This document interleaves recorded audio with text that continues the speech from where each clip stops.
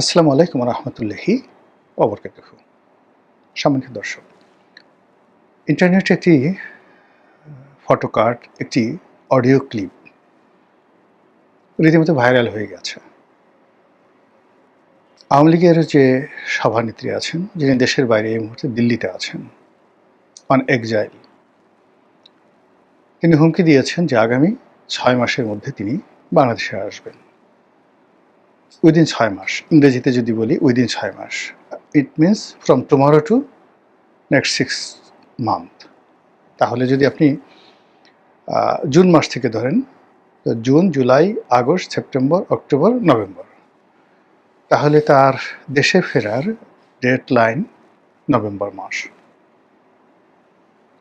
এখন প্রশ্ন হলো যে শেখ হাসিনা কি এই কথাগুলো বলেছেন কথার কথা হিসাবে, হুমকি হিসাবে, নাকি বাগোয়াস যে শব্দটি ব্যবহার করা হয় সেই বাগোয়াজ হিসাবে?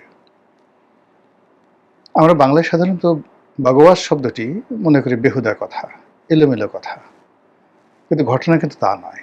বাগোয়াস একটি অত্যন্ত গুরুত্বপূর্ণ শব্দ, যেটা পারস্য থেকে এসেছে। পৃথিবীর দুজন বিখ্যাত মন্ত্রী ছিলেন এই নামে, পারস্যের, দুজনই পারস্যের। একজন মন্ত্রী ছিলেন সম্রাট জার্কশেস, দারায়ুসের পুত্র জার্কশেস তার মন্ত্রী। আর একজন মন্ত্রী ছিলেন তৃতীয় দারায়ুসের, যার সঙ্গে যুদ্ধ করে আলেকজান্ডার পারস্য জয় করেছিলেন। তিনি তৃতীয় দারায়ুসের মন্ত্রী ছিলেন বাগোয়াস, আর তারও 300-350 বছর আগে আর একজন মন্ত্রী ছিলেন, তার নামও বাগোয়াস। তো তৃতীয় দারায়ুসের পতনের পর আলেকজান্ডার সেই বাগোয়াসকে, মন্ত্রী বাগোয়াসকে তিনি যে কোনোভাবে কনভিন্স করে তার ক্যাবিনেটে তিনি স্থান দেন, এবং মৃত্যুর পূর্বক্ষণ পর্যন্ত তারা উভয় খুব ঘনিষ্ঠ বন্ধু ছিলেন। আলেকজান্ডার এবং বাগোয়াস দুজনে খুব ঘনিষ্ঠ বন্ধু ছিলেন। তো সেই বাগোয়াস নিয়ে কথা বলবো। এটার সঙ্গে অনেক অলৌকিক ঘটনা জড়িত, এবং এটার সঙ্গে একটা বিশেষ লিঙ্গ জড়িত, মানে এদেরকে খোঁজা বানিয়ে দেওয়া হয়, এই দুটো শব্দ জড়িত। এগুলো নিয়ে আলোচনা করবো, কিন্তু তার আগে যেটা বলা প্রয়োজন যে শেখ হাসিনা এই মুহূর্তে পৃথিবীর অন্যতম শীর্ষ বয়স্ক প্রাজ্ঞ রাজনীতিবিদ। বহু সফলতা, বহু ব্যর্থতা তার জীবনে আছে, এবং এখনো পর্যন্ত তিনি, আপনি যদি ধরেন অ্যান অ্যাভারেজে আমার আপনার যে স্ট্যামিনা আছে, আপনার আমার কথার যে ধারাবাহিকতা আছে, কিংবা এই যে আমি কথা বলতে গিয়ে আমার ঠোঁট কাঁপছে, গলা কাঁপছে, এবং আমাকে চিন্তা করতে হচ্ছে, কিন্তু শেখ হাসিনা 3 ঘন্টা 4 ঘন্টা অনবরত বলেই যাচ্ছে, শুনেই যাচ্ছে। এটা চারটিখানি কথা নয় এই বয়সে। 2 নম্বর হলো তার যে অভিজ্ঞতা, সেই অভিজ্ঞতা সেই ব্রিটিশ ভারত থেকে তার অভিজ্ঞতা, পাকিস্তানে এটার পূর্ণতা, নিজের পরিবারে তার যে রাজনীতির হাতেখড়ি, সেটি কলেজ জীবনে এবং রাজপথে এমনভাবে সফলতা পেয়েছে। সেই সফলতার কারণে তিনি টানা 17 বছর ক্ষমতায় ছিলেন। তার আগে তিনি 5 বছর, 17 আর 5, 22 বছর, টানা 22 বছর তিনি ক্ষমতায় ছিলেন। আর 1981 সন থেকে আজকের দিন পর্যন্ত তিনি আওয়ামী লীগের মতো একটা বৃহৎ সংগঠন, যেখানে প্রায় 6 কোটি মানুষ আওয়ামী লীগ করে, তাদের সভানেত্রী। কাজেই তার কোনো কথা ছেলে খেলা নয়। তার কোনো কথা রাস্তায় যে ক্যানভাস করে ওষুধ বিক্রি করে, সেই ওষুধ বিক্রি করার মতো নয়, আমি অন্তত তাই মনে করি। কাজে তিনি যে কথাগুলো বলেছেন, সেই কথাগুলো নিয়ে বিশ্লেষণ করার দরকার রয়েছে। সেই কথাগুলো কেন বলেছেন, আর সরকার এই কথাগুলো কতটা আমলে নেবে বা না নেবে, সেটা সরকারের ব্যাপার। কিন্তু তার আগে যেটা বলে নিই, সেটি হলো শেখ হাসিনার এই বক্তব্য নিয়ে আওয়ামী লীগের মধ্যে রীতিমতো খুশির বন্যা বইছে। আপনি যতই সমালোচনা করেন না কেন, আওয়ামী লীগের লোকজনের কাছে তিনি এখন সাক্ষাৎ দেবী। তিনি হিন্দুদের মতে, মানে হিন্দু মতে তিনি সাক্ষাৎ দেবী। দুর্গা দেবী, অথবা ধরুন মা Kali, what ever baby. Durga এবং কালী কিন্তু একই, মানে পৌরাণিক কাহিনীতে যিনি দুর্গা তিনিই কালী, তিনিই পার্বতী। তো এইটা হলো পৌরাণিক কাহিনী অনুযায়ী। মুসলমানদের মধ্যে যারা ধর্মবিশ্বাসী তিনি মনে করেন, তারা মনে করেন তিনি আলা হজরত রাবেয়া বর্ষী, অথবা তিনি অলি আল্লাহ, আল্লাহর অলি আল্লাহ, তার কাছে অনেকগুলো অলৌকিক ক্ষমতা আছে। তিনি যা চান, যেভাবে চান সেভাবে অনেক কিছু ঘটে।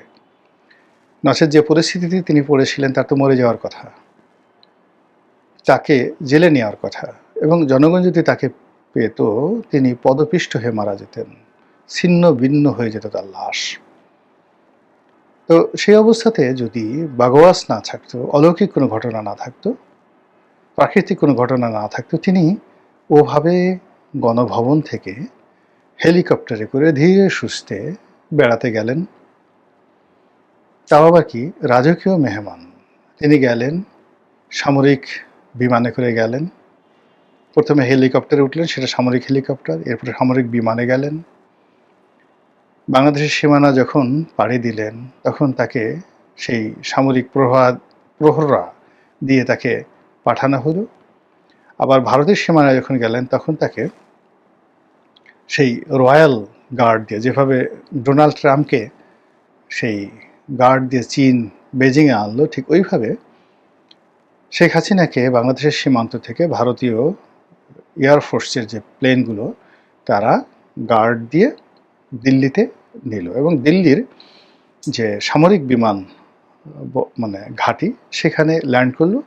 এবং সেখান থেকে আজ অবধি তিনি, মানে শুধু কোনো বিদেশি নয়, আমার কাছে মনে হচ্ছে যে নরেন্দ্র মোদির পর যদি কাউকে ভারতে এই মুহূর্তে সবচেয়ে বেশি সিক্রেট এবং স্যাক্রেট এবং অন যাকে বলা হয় টপ প্রায়োরিটিতে হাইয়েস্ট ক্যাটাগরির সিকিউরিটি দিয়ে এই মুহূর্তে যদি ভারতে কোনো নাগরিক থাকে মোদির পরে, সেটি শেখ হাসিনা। অজিত দোভালও নন, কিংবা অমিত শাহও নন, কিংবা রাজনাথ সিং যিনি ভারতের প্রতিরক্ষা মন্ত্রী তিনিও নন। শেখ হাসিনাকে সেভাবে তারা মোমের পুতুল করে, যক্ষের ধন করে ভারত রেখে দিয়েছে।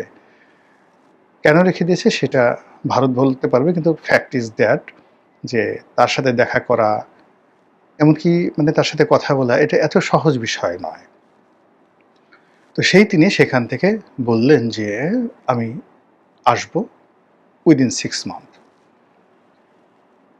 আগেও বলেননি, পরেও বলেননি, একেবারে 6 মাসের মধ্যে। এই কথাটা তিনি কেন বললেন? এটা কি শুধু কথার কথা? শেখ হাসিনাকে যদি আপনি ফলো করেন, আপনি দেখবেন যে সে কিন্তু কথার কথা ঠাট্টা মশকরা করে না। দাঁত মুখ খিচিয়ে রাগের স্বরে যা কিছু বলেছেন প্রত্যেকটা তিনি অক্ষরে অক্ষরে পালন করার চেষ্টা করেছেন। আর যেগুলো পারেননি সেগুলো তিনি এমনভাবে অভিসম্পাদ করেছেন যে সেগুলো এখনো মুখ দিয়ে তিনি চালিয়ে যাচ্ছেন। তার ভিতরে মুনাফিকি ছিল না, এবং তার মধ্যে কোনো রকম এরকম বাগাড়ম্বর কখনই ছিল না। যেটা বলেছেন সেটা করেছেন, আর যেটা পারেননি, তিনি চেয়েছেন অনেক কিছু। জিয়াউর রহমান সাহেবের কবর থেকে লাশ উঠিয়ে তিনি অন্যত্র পাঠাতে চেয়েছেন, তিনি তারেক রহমান সাহেবকে ধরে আনার চেষ্টা করেছেন, তারপরে বেগম জিয়াকে আরও অনেক অপমান করার চেষ্টা করেছেন, কিন্তু তিনি পারেননি। কিন্তু না পারার ফলে তার মধ্যে কোনো অনুশোচনা জাগ্রত হয়নি, তিনি আগের মতোই ওই একই মনোভাব ধারণ করেন। This is Sheikh Hasina. তো এই কারণে কি হলো, তার দলের যে 6 কোটি মানুষ আছে তারা মনে করে শেখ হাসিনার কথা মানে তাদের জন্য বেদবাক্য, তাদের জন্য সংবিধান, তাদের জন্য মেঘনা কাটা। এই জন্য তাদের মধ্যে একটা আনন্দ চলে আসছে। এই শেখ হাসিনা বোধ এলো, যে যার মতো করে এখন পোলাও খাচ্ছে, কুরমা খাচ্ছে, কালিয়া খাচ্ছে, কোপ্তা খাচ্ছে। সামনে ফাইট করতে হবে না, সামনে আবার ক্ষমতায় বসতে হবে না। এটা শুনে আপনার কাছে খুব মকারি মনে হতে পারে, কিন্তু এটাই বাস্তব। উদাহরণ হিসেবে বলি, তারেক রহমান সাহেব দেশে আসবেন। আপনি চিন্তা করেন যে উনি দেশে আসবেন তার 2 বছর 3 বছর আগের থেকে শুধু বলা হচ্ছিল আজ আসবেন, কাল আসবেন। অর্থাৎ শেখ হাসিনার পতনের 1 বছর আগের থেকে তার নেতাকর্মীদের মধ্যে একটা রব উঠে গেল, নেতা আসবেন। নেতা আসবেন, আজ আসবেন, কাল আসবেন। কিন্তু নেতা কখনো বলেননি। কিন্তু কর্মীদের মুখে এটা ফুটে গেছে যে নেতা আসবেন। তো বলা হয়ে থাকে যে ৪০ জন মানুষ যখন সমস্যার একটা কথা বলে, ওটার মধ্যে আল্লাহর একটা ইঙ্গিত থাকে। ৪০ জন মানুষ যদি ঐক্যমত পোষণ করে কোনো একটা বিষয়ে বলে, নেতিবাচক বা ইতিবাচক, ওটায় আল্লাহর একটা সায় থাকে। আমরা এগুলো শুনে আসছি, সত্য মিথ্যা আমরা জানি না। তো ৬ কোটি মানুষ যদি এইভাবে বলে শেখ হাসিনা আসবেন, তাহলে তিনি অবশ্যই আসবেন। প্রকৃতির লীলা খেলা সেখানে খেলে যাবে। যেভাবে অপরূপ প্রায় এই যে আরও ৬ কোটি, মানে বিএনপি এবং আওয়ামী লীগের সমর্থক অলমোস্ট সেম সেম। তো ৬ কোটি মানুষের মধ্যে গত ৩ বছর ধরে তারেক রহমান সাহেব আসবেন, আজ আসবেন, কাল আসবেন, এটা নিয়ে যে আনন্দ ছিল, উচ্ছ্বাস ছিল, সেখানে তারেক রহমান সাহেব বলেননি আমি কালকে আসবো, কোনোদিন বলেননি। কিন্তু নিয়তি, বাগোয়াস তাকে এখানে নিয়ে এসেছে। তিনি আজকের এই জায়গাতে এসে পৌঁছে গেছেন। এই হলো মানুষের মুখে জয়, মানুষের মুখে ক্ষয়। তো সেই দিক থেকে যে শেখ হাসিনার যে ৬ মাসের মধ্যে ফিরে আসা, এটা কথার কথা নয়। এটার পেছনে তার দৃঢ়তা থাকতে পারে, তার প্ল্যান থাকতে পারে, অনেক কিছু থাকতে পারে, এবং সেটা যদি নাও থাকে, এখানে হয়তো প্রকৃতি তার মুখ দিয়ে এই কথাগুলো বলিয়াছেন। যেটা বলছিলাম, বাগোয়ার শব্দের অর্থ। পারস্যের যে ফার্সি, এখান থেকে এই বাগোয়ার শব্দটি এসছে, যেটার অর্থ প্রকৃতিগতভাবে, অলৌকিকভাবে যখন কোনো একটা ঘটনা ঘটে যেটি মানুষের মনোমস্তিষ্ক চিন্তা করতে পারে না, এই ঘটনাকে বর্ণনা করার জন্য যে শব্দটি ব্যবহৃত হয় সেটা হল বাগোয়াস। বাগোয়াস। আর এই কারণে কি হলো, মানে অনেক বিখ্যাত লোকের নাম পারস্যে বাগোয়াস রাখা হয়েছিল। আর সেই বাগোয়াস লোকের মধ্যে ২ জন বিখ্যাত লোকের নাম বললাম আপনাদের কাছে। একজন পারস্য সম্রাট জার্ক্সের, যিনি গ্রিস আক্রমণ করে সেটা তিনি জয়লাভ করেছিলেন, এবং সেই গ্রিসের পরাজয়কে ৩০০ বছর ধারণ করেছে গ্রিস জাতি, এবং সেটা প্রতিশোধ নেওয়ার জন্য আলেকজান্ডার সেই পারস্য আক্রমণ করেছিলেন। তাহলে চিন্তা করুন, যখন গ্রিস জয় করা হয়েছিল তখন সম্রাট জার্ক্সেসের প্রধানমন্ত্রী ছিলেন কে? বাগোয়াস। আবার যখন প্রায় ৩০০ বছর পরে তৃতীয় দারায়ুর যখন যুদ্ধ করছিলেন আলেকজান্ডারের সঙ্গে, তখন তার মন্ত্রী ছিলেন কে? বাগোয়াস। পরবর্তীতে আলেকজান্ডার যখন আবার বিশ্বজয় বের হলেন, পারস্য জয়ের পরে, তিনি সেই খুঁজে বাগোয়াসকে তার নিজের দলে এনে তার সঙ্গে বন্ধুত্ব করলেন। কাজেই এই যে প্রকৃতির বাগোয়াস, এটা যে কত গুরুত্বপূর্ণ, এবং কিভাবে যে এই লীলা খেলা মানে ঘটতে থাকে, এটা যারা ইতিহাসের ছাত্র তারা খুব ভালো করে জানেন। বাংলাদেশের শেখ হাসিনাকে নিয়ে যা কিছু হচ্ছে, আওয়ামী লীগকে নিয়ে যা কিছু হচ্ছে, বর্তমান শাসন নিয়ে যা কিছু হচ্ছে, ডক্টর মোহাম্মদ ইউনূসের আগমন, তার গমন, আর এখন সেই যে পর্দার সামনে, পর্দার আড়ালে যা কিছু ঘটছে, আপনি অনেক কিছুর মধ্যে দেখতে পাবেন দেয়ার আর ম্যানি ম্যানি বাগোয়াস। অনেক অলৌকিক ঘটনা ঘটে যাচ্ছে, যেটা আপনি দৃশ্যতে মিলাতে পারবেন না, আপনার কাছে মনে হবে স্বপ্ন। ফলে সেই স্বপ্ন যখন আপনার ভেঙে যাবে, বাস্তব অবস্থায় আসবেন, হঠাৎ করে যদি আপনি দেখেন শেখ হাসিনা আছে, শেখ হাসিনা নেই, শেখ হাসিনা এসেছে, শেখ হাসিনা আসেনি, তখনই সেটা বোঝা যাবে মহান আল্লাহ ভালো জানেন যে আমাদের তকদিরে আগামী দিনগুলোতে কি আছে। আসসালামু আলাইকুম ওয়া রাহমাতুল্লাহি ওয়া বারাকাতুহু।